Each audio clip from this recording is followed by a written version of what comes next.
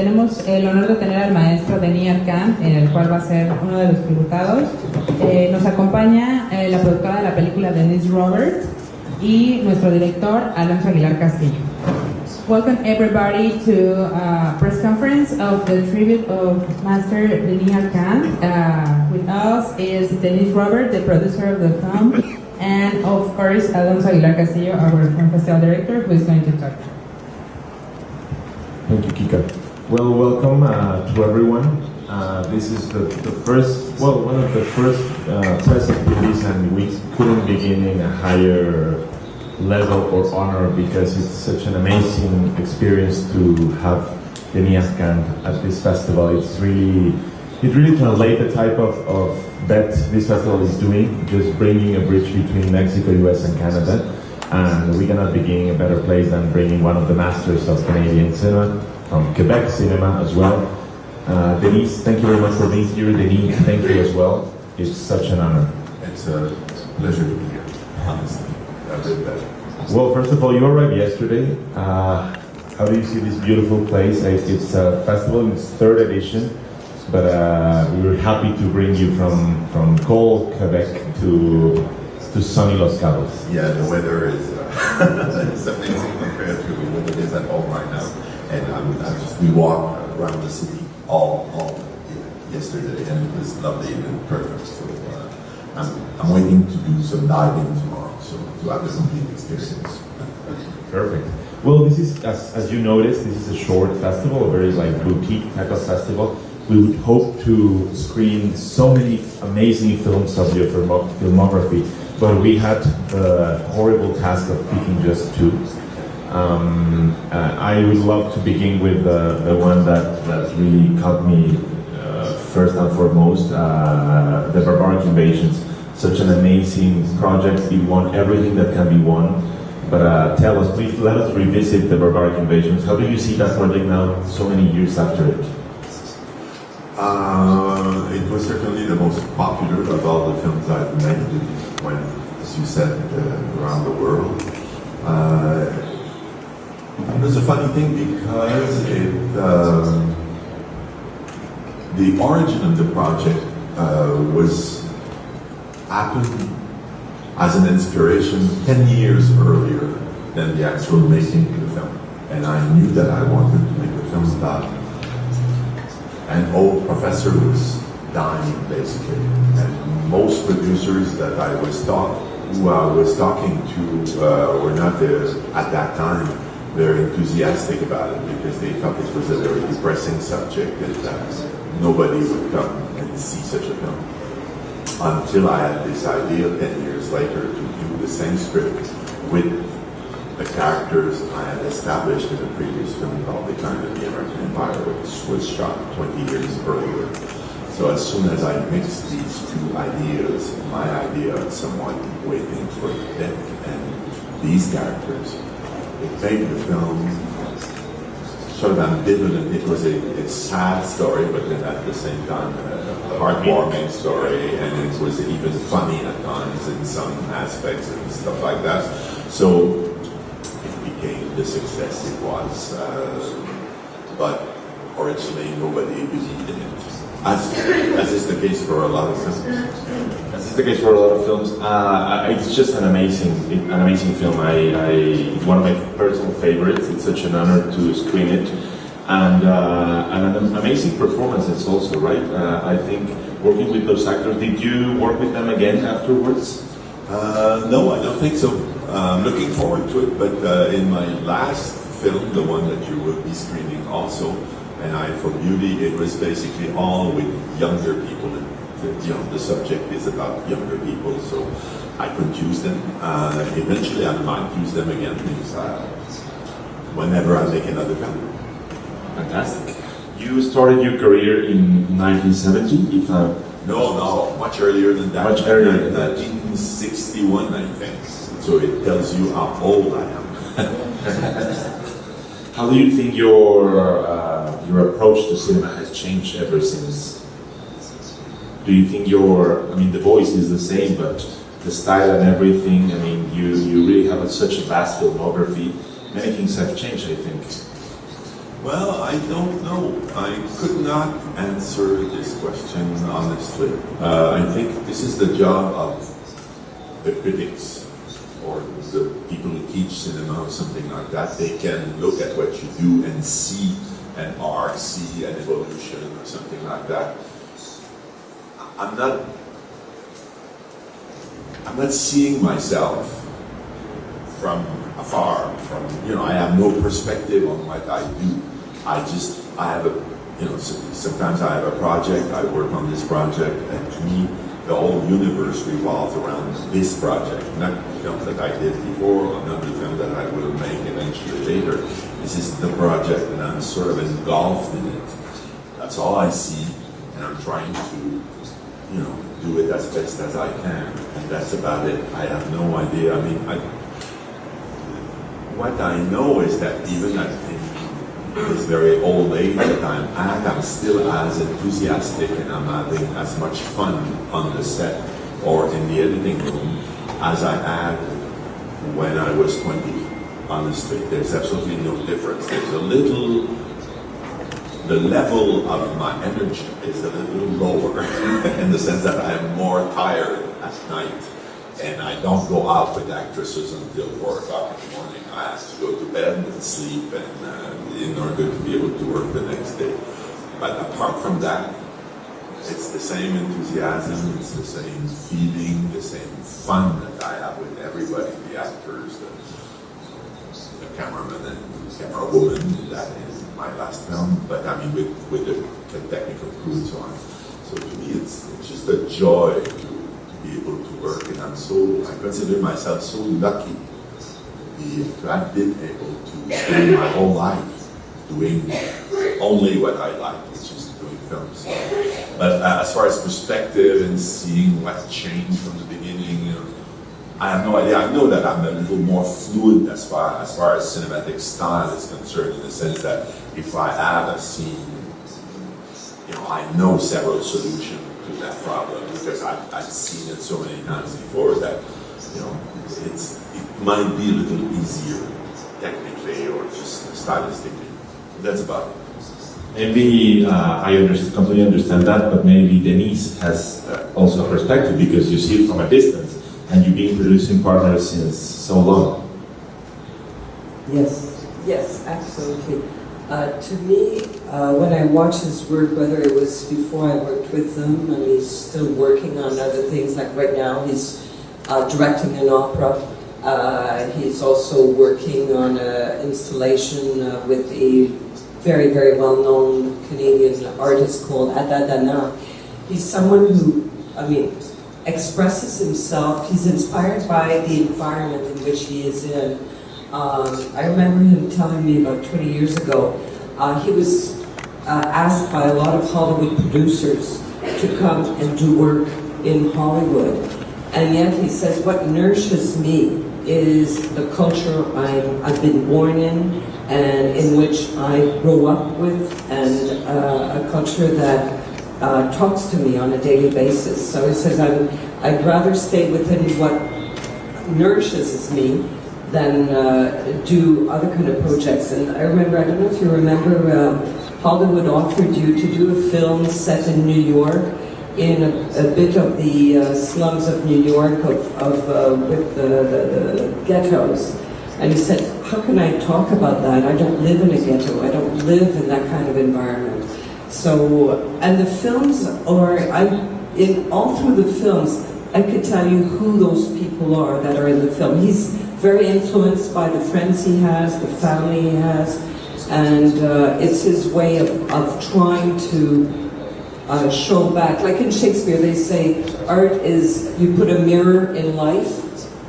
Not that you're Shakespeare, but he does that. He puts a mirror in life around him, and that's what he feeds back to our society. So he's very influenced by what goes on in politics and in fact, people around.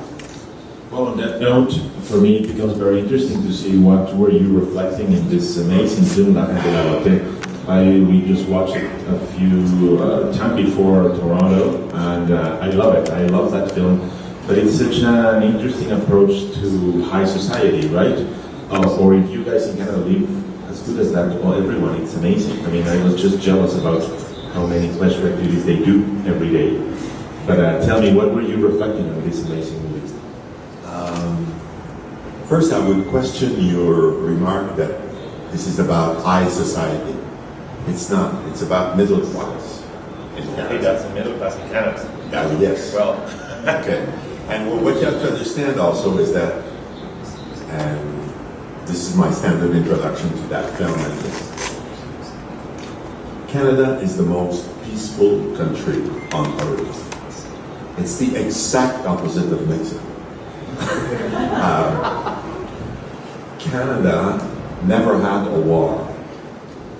You have to understand this. It's the only country in the world that had no war on its territory. There was one battle where the English defeated the French, and it lasted for exactly 40 minutes. And then the country became under the British Empire. It left the French Empire, became subject to the British Empire. And that was about it. There was never a revolution in Canada. There was never a left government or a rightist government. All governments have been centered for centuries. We were part of the First World War and the Second World War in the sense that we sent some regiments to, because we were part of the British Empire, but it's not part of our life. It's something very far away. My family, nobody ever went to war. So war is not a subject. There was never a famine. There was never nothing.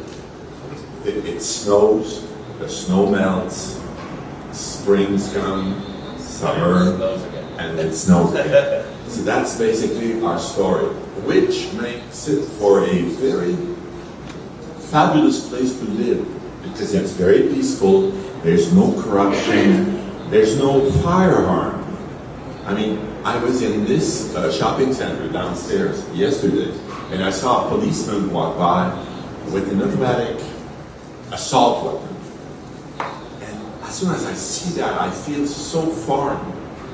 This is so strange to me, which is, it's a common thing here. He was actually shopping. He had a shopping bag, and he had on his shoulder an AK-47 or something of the sort. And there was another policeman outside who had a shotgun, a 12-gauge shotgun. Again, I mean, I've seen 12-gauge shotguns. There's several in my films, but it's for hunting. It's just, if you go hunting, then you have this, otherwise we never see this. It's going hunting here. Maybe. But I'm always a bit afraid of people carrying arms and shotguns around me. And so I come from a country where this is non-existent. We never see the army. There is a Canadian army, but this army goes to Bosnia for the United Nations there, Casque Bleu. And that's all we ever see of them. We never see them in the street or anywhere. So I was trying to make a film about a couple of friends from the middle class in Canada and what was happening to them, which is basically nothing, but they have like personal dramas. That's the only kind of dramas that you can express in Canada. In the sense that, yes, some husbands are unfaithful, and this is a huge drama. Or some people fall into awful depression, and this is, again, a personal problem. But all of our problems are personal, they're not social. So it makes for, it's very difficult then to become a good filmmaker in Canada. There are some, but it's very difficult because, again, if you come from a boring country, the challenge is how do you make a film that is not boring, or how do you make a novel that is not boring, or how can you write a play? In countries which are fascinating, interesting, and so on, you have tons of subjects all around you. We don't. And to me, the moment I understood this, I started making films that became popular the world over, in the sense that the film that made me realize this, when I was young, I made my first 3 films, and in those films, people had guns and they were shooting at each other and so on, and I suddenly realized that I had no gun, I didn't know what it was to shoot at somebody, I had no idea of this. And then at that moment, I saw the famous Ingmar Bergman's film, Scenes from a Marriage, if you remember it. And to me, when I looked at it, I said to myself, this is the kind of film I should be making. Because as a Swede, Bergman had only that. He had personal life. I mean, this is, all of his films are about that. And I said when I saw that film, this is going to be my type of film, because this is the only true subject that we can do in our country. Wow. Something that really also catches my attention and my programming team is the approach to architecture in this film.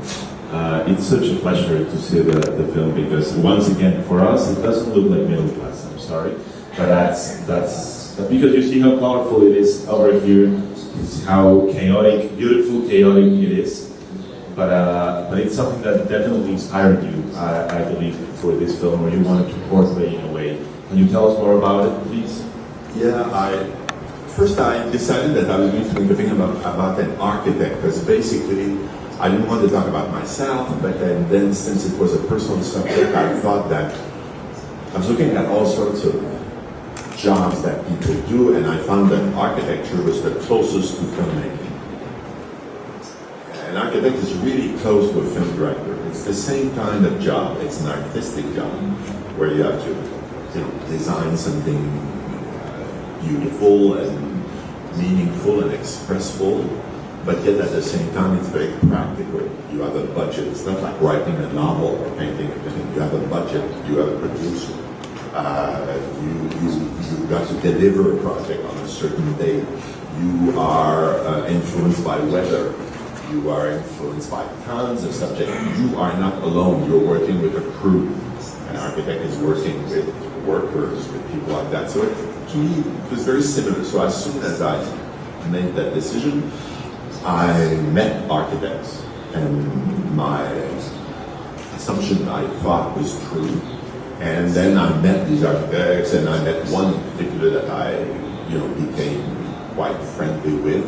And his houses are in film, and then I was interested by what he does and so on. So I decided to make this film about a young architect, a guy who built his first or second house. So he's not big. He's not a big star architect, but someone who's growing. He's going to become famous at the end of the film. He becomes famous and well known and so on. But when we see him in my film, it's a beginning of his career. It's such an honor to have you here, but also even a better opportunity because today Xavier Dolan is arriving, another amazing director from Quebec, participating at presenting tonight Mummy. Have you seen Mummy already? No, not yet, because I'm waiting for the DVD, or I'm waiting for it to become available online, because I'm very, very lazy. And for my 70th birthday, my wife gave me a digital projector that is in my basement, and it's just amazing. I have like the perfect screen room in my own home, which again makes me more than middle class. So I'm waiting to see it at home. But I've heard tons of great things. My daughter has seen it 3 times. It's her movie. She says it's my movie of the year, not yours. Oh, well, you can watch it tonight. It's going to be on the big screen in front of the Pacific. I might then. Yeah. You might take that opportunity. Sure. But have you seen his cinema? I mean, I've seen it. For us, it's an interesting dialogue between, two amazing Quebec directors. How do you think you have in common, or in a way he has a similar approach in terms of speaking about personal dramas. That's it. Yeah, that's why I find him so interesting. I mean, it's an amazing talent. In his first film, Shakespeare Not Now, when the first time I saw it, it was just an incredible talent. So it's no question about it. That's fantastic. Yeah. Well, I think we're going to open the floor for some questions from the press. Can we start? Vamos a empezar una sesión de preguntas y respuestas para el maestro Daniel Arcand. No levanten de la mano para checar. We're going to start a Q&A. Sorry. So sorry. Don't worry. Denise, have you worked with Denny the whole time? Have you always been producing? I wasn't born when he started, so joking aside, no. He's worked with some other amazing producers. He worked a lot with Roger Faki, who used to be at the National Film Board and then became an independent producer. So he did with Roger the Jesus of Montreal and the Decliners of the American Empire. He's also worked with Henri Lamy and other producers when he started working.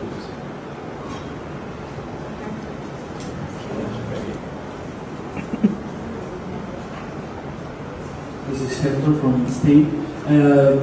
Between your last movie and this one, there's a gap of 7 years. And we've been told that you've been working in opera and art installations. So I was wondering if maybe you are getting tired not on working, but maybe on movies, on working on movies, or not?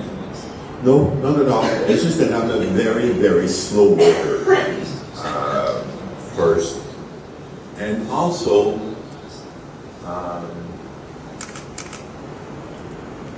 I like life.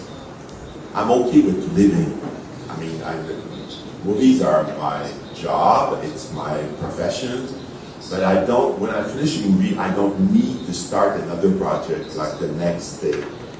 And I lose myself in all sorts of endeavors and projects and stuff like that, and I go and do some deep sea diving, and I go and skiing, and and I play golf, and I talk to other writers and stuff like that. And in between those two films, I started writing a novel,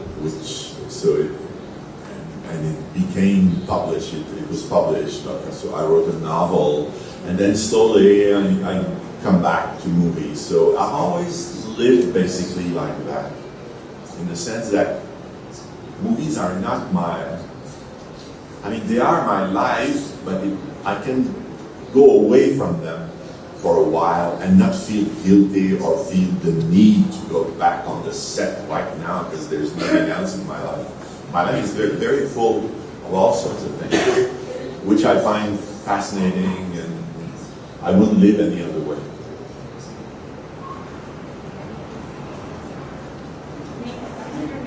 David No from Film Journal. Your actors were terrific. Could you talk about them and how you think you cast them? In this last movie? Yeah.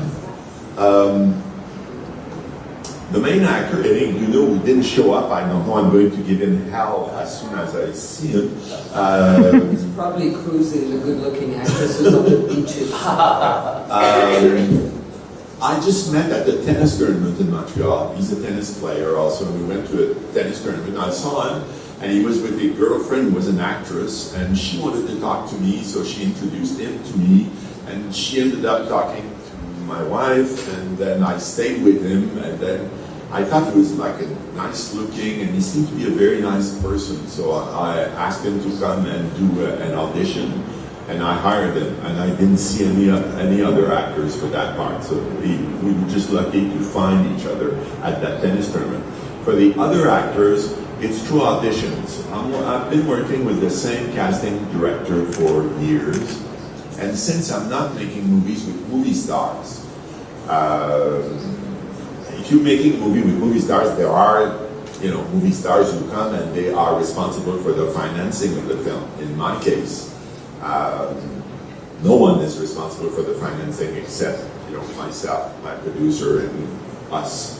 So I can hire anybody I like. So I just do auditions, and I audition 15, 20, sometimes even 30 people for one part, and I just pick the ones that I think are better, which I think is a good way of making films, because very often when I see films with movie stars, I see the money behind them, and I see, he's not or she's not the right person for that part, but she brought in $45 million, so that's why she's got the part.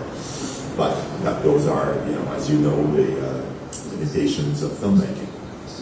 And the wife, she was wonderful. Yeah, she's very good. She's a French actress. I met her in Paris, and because at one point there was a question that it might be a co-production, but then this co-production fell, and it was not a co-production, so it was an entirely Canadian film. So there was a question of, do we really need to hire her? But then she said, "This is my project. I want to do. I'll come in a rowboat if I have to, because nobody else is going to play that part but me." And I said, "No, it's." We said to each other, this is if you have an actor who thinks like that, this is a part for me. I want to do this. I'm destined to play this. It's an asset to have such a person on your set, because she's there for the right reason. She's not there because she thinks that it's going to better her career or whatever. She's there because she wants to play this part. So it's always fun to have that kind of people on your set with you.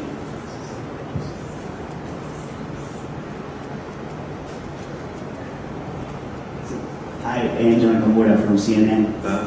Is there any Mexican actor, producers, or directors that you would like to work with? And if you have any Mexican movies that you like, that you would share with us? Thank you. How can I begin? This is a very tough question. I can tell you that, to me, apart from Luis Buñuel, but that is a long time before you were born, apart from Luis Buñuel, I was floored by Amores Perros. The first time I saw it, I was just on my knees. It was so incredible. I mean, the writing, Arriaga's writing and Inarritu's direction were absolutely fabulous. I mean, to me, it was like a major shock. After that, I could name several, but I will limit that to that. And also, last year I saw Gravity but you have to see it in IMAX 3D. This is a movie that you have to see in IMAX 3D. And again, technically, it's just absolutely incredibly amazing. So this is not very original to me, but I'm not a big film goer right now, so I could not name you the younger Mexican directors. She's seen some in Guadalajara last year. She talked to me about it, but I don't see as many movies as I used to, and maybe that I should. But when I was your age, I went to movies every day, and I saw thousands and thousands of movies. So I put in my 10,000 hours of looking at movies. But after a while, when you get to be my age, I don't know, making movies is still as exciting as it was going to movies. I confess that I'm a little bit lazy, and there are stuff that I miss.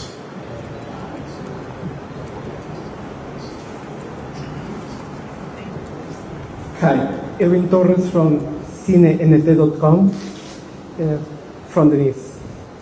Even it's not a big budget film. You have a lot of amazing locations in the different seasons. How do you prepare for a shooting like that? I mean, you started in summer, you have the winter. How difficult it is to make a movie with such a long time? You've got to prepare very carefully.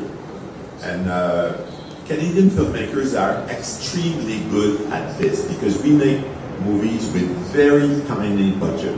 And that's why now you see these Quebec directors all working in Hollywood, and they're being very popular, like Denis Villeneuve or Jean-Marc Vallée and these people, because they are so good at preparing very carefully so that you have really no big surprises. So what you do is that you say, we have so many days in winter, we have so many days in summer, we have so many days in the spring, in the fall. You get the crew together and say, you've got to be free for these days, from this day to this day in February, and then you have to be ready to come. And you do the same thing with the actors, and everybody look at their schedule, and you do it very, very carefully. And then you have to be lucky. also a little bit, in the sense that I had 2 days on the ski slopes. If those days are not good, if it's snowing too much, or if there's shadow or fog I'm caught. I don't know what to do. I don't know what I would have done, because my budget doesn't allow me to just stay there and wait for a nice weather. I can't. I'm shooting, whether it rains, whether it's a snowstorm or whatever, we shoot. In fact, some of the scenes were shot in the snowstorm, a huge snowstorm, and we were able to get by. So you have to be very, very careful, very experienced, and have a very good assistant director who does your schedule really perfectly. And then it comes through. Mm-hmm. It's almost like a military operation. I mean, every hour has been accounted for. It's planned it and you do it. So it's good. We have time for one more question. ¿Una pregunta más?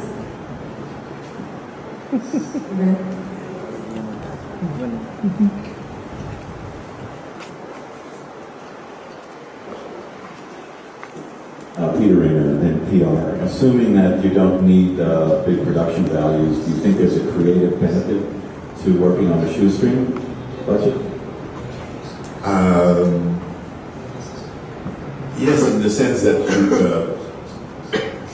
you are totally free. In the sense that you can talk about what you want, you can talk, about in the style that you want, and you don't have a row of producers. Sitting, on your set and telling you what to do or suggesting what you should do, whatever. So that there's an enormous freedom that comes with it. Also, the fact that you can hire anybody, you hire the best actor you can think of to do the thing, and not being stuck with some painful. Here's Eric Bruno. My God! Oh, you're just an hour late. It's okay. Listen to him. So basically, those are the two things. I would enjoy more money, of course, and a filmmaker always wants more money. But I'd rather take less money and have the total freedom than more money and less freedom. This being said, there are people who can actually do films with a lot of, some freedom with a lot of money. I hope. I won't see this in my life, but it could have happened to me. It didn't. That's it. Eric, welcome. Hey, thank you very much. Sorry, guys, for that. Don't worry. You're more than welcome. We've been discussing a lot about La Reine de la Beauté. Yeah. And my people tell me that we just have to chat for one question. Yeah. Like you. Probably. So tell us. We're going to contribute to this amazing filmmaker. I think. First and foremost, what's the experience of working with Denis Arcand? Well, for me, working with Denis was the ultimate experience when I was thinking about becoming an actor and working with directors. When I met Denis, the way he's working with his actors, he's always very calm. We've never been in a rush, because the big luxury in cinema is having time. And he's the only man, and because of the producer here, who's able to have time to work with the actors and the technician and take time to make good shots. And for me, it was a dream. Really an amazing experience. Fantastic. I think one question from the audience would be, please.